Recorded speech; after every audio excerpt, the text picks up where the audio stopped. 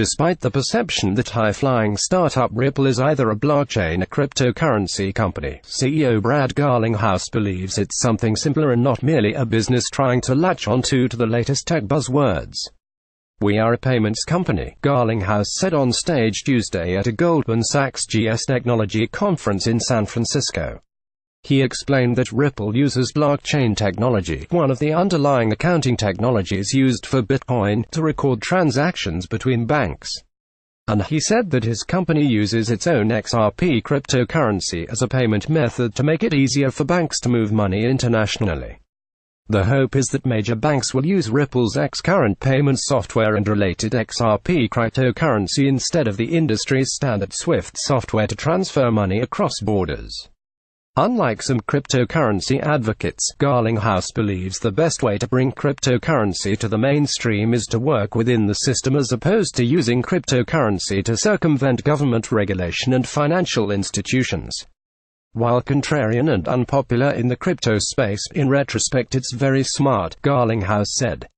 He compared the proliferation of cryptocurrencies like XRP and Bitcoin to the advent of different kinds of databases, rather than one database to rule them all. Most of these digital currencies will die out, he says, because it's unclear what problem they solve.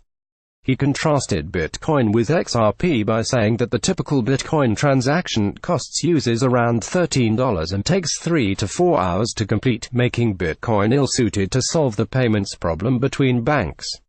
In contrast, XRP is about 1,000 times faster than a Bitcoin transaction and costs a fraction of a cent.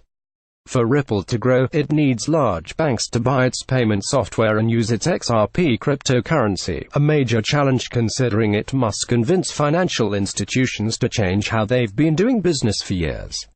The biggest obstacle in convincing banks to use Ripple's services is that many banks have other IT-related projects that are a greater priority to them than Ripple, Garlinghouse said.